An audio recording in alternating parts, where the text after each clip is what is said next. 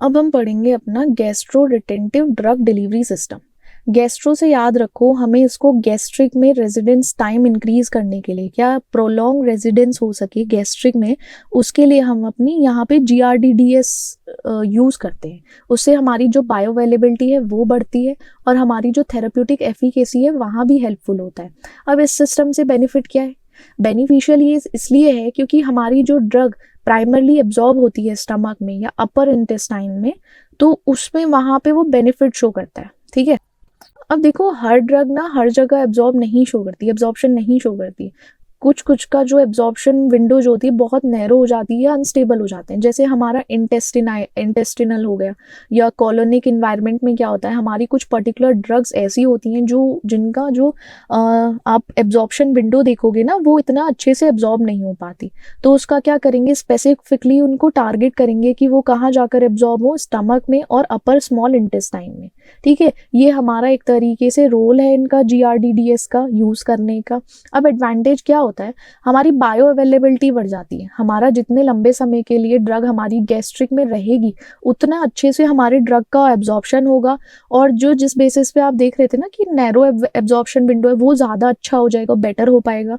Bio availability जैसे increase होगी, वहीं पे जैसे हमारा इम्प्रूव्ड थेरेप्यूटिक इफेक्ट है कि लाइक मेंटेन रहे प्लाज्मा में ड्रग कंसंट्रेशन एक स्टडी रेट पर रहे, like go with the flow, like it should have to be in a steady state, समतल रहे। ठीक है, अगर हिंदी में देखा जाए तो समतल रहे, तो हम उसका इम्प्रूव करेंगे थेरेप्यूटिक इफेक्ट को। अब इससे क्या होगा, डोजिंग फ्रीक्वेंसी भी रिड्यूस होगी। जैसे लाइक अगर हम, आप खुद सोचो, इसको कोरिलेट करो, अगर हम किसी भी ड्रग का रिटेंशन टाइम इंक्रीज करते हैं कहीं भी, तो क्या होगा, डोजिंग फ्रीक्वेंसी रिड्यूस हो जाएगी, कि आपको ज़रूरत नहीं पड़ेगी ज़्यादा से ज़्यादा आपको डोज लेने की टाइम टू टाइम। अब टारगेट डिलीवरी में क्या होगा, ये बेनिफिशियल है लोकल ट्रीटमेंट के लिए। जैसे कोई भी गैस्ट्रिक डिजीज़ है ना पर्टिकुलरली, उनके लिए बहुत इजीली आप उसको टारगेट कर सकते हो, टारगेट करके उसको डिलीवरी सिस्टम में भेज सकते हो। डिसएडवांटेज क्या है, अब देखो वेरिएबिलिटी आती है गैस्ट्रिक एम्पटिंग में।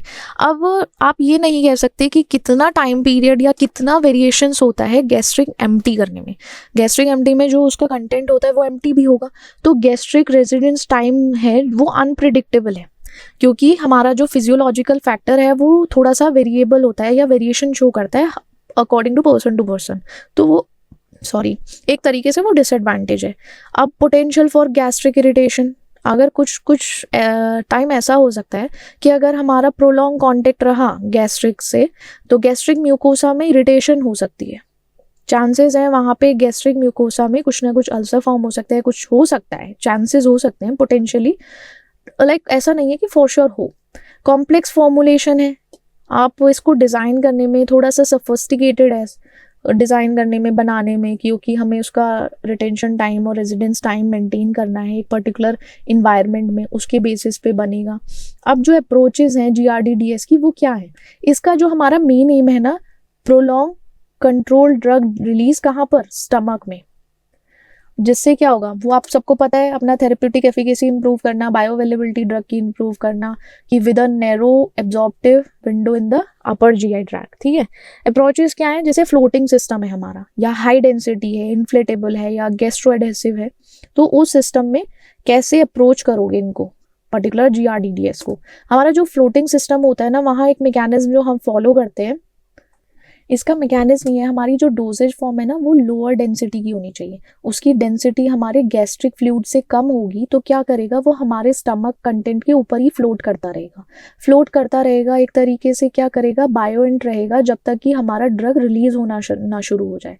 ठीक है, तब तक वहाँ रहेगा। इसका की कंपोनेंट है, हमें जो पॉलीमर यूज करना है वो HPMC यूज करना है, एथाइल सेलुलोज यूज करना है। एक हमारा गैस जनरेटिंग एजेंट्स हैं, जैसे सोडियम बाइकार्बोनेट है या सिट्रिक एसिड है।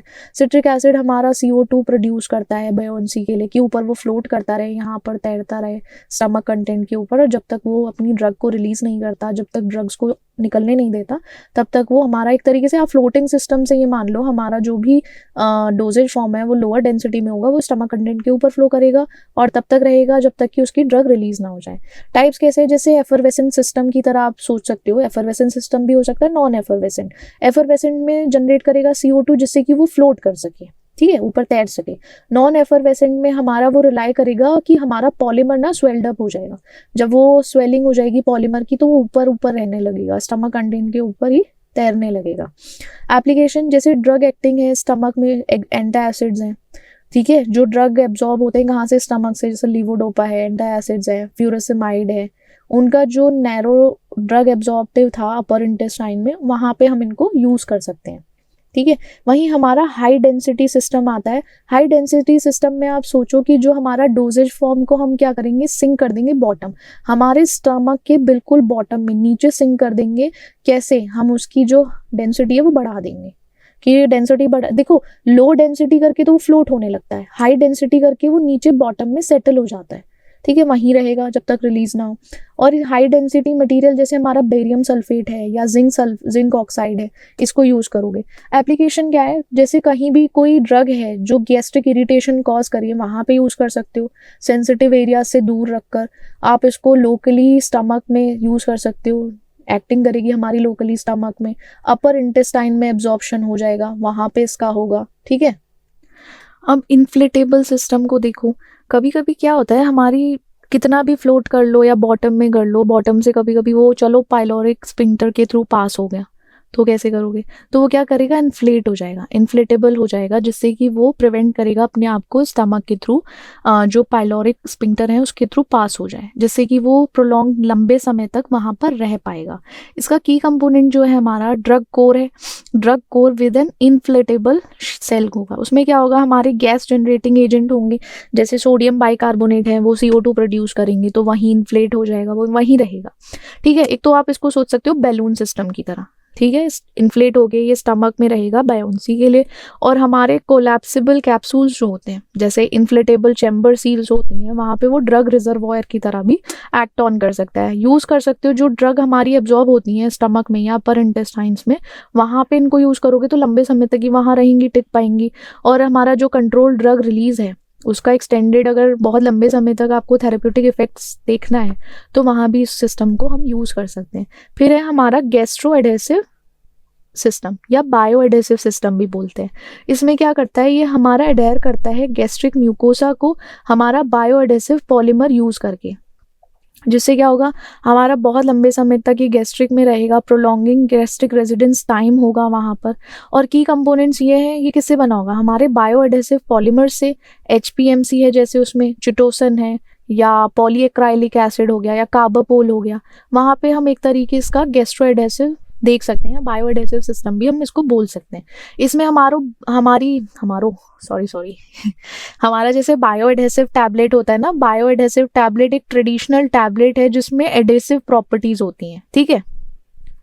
फिर हमारा जैसे फिल्म्स हैं या पैचेस हो गए, उसमें ना थिन एडेसिव लेयर होती है जो हम डायरेक्टली अप्लाई कर सकते हैं, कहाँ, गैस्ट्रिक म्यूकोसा पे। माइक्रो या नैनो पार्टिकल्स जो होते हैं, स्मॉल पार्टिकल्स होते हैं, उनमें ना एक कैपेबिलिटी होती है जो बायो एडेसिव होते हैं, बायो एडेसिव कैपेबिलिटीज होती हैं उनके अंदर। एप्लीकेशन जैसे लोकलाइज एक्शन देखना है अल्सर्स के बेसिस पे, तो हम गैस्ट्रिक एडेसिव सिस्टम यूज करेंगे। अगर जैसे जिन ड्रग्स की कुछ नैरो विंडो है एब्जॉर्प्शन की, वहाँ यूज करोगे। आपको बायो अवेलेबिलिटी इंप्रूव करनी है तो वहाँ पे हम यूज कर सकते हैं। ये था हमारा पूरा GRDDS सिस्टम, ठीक है।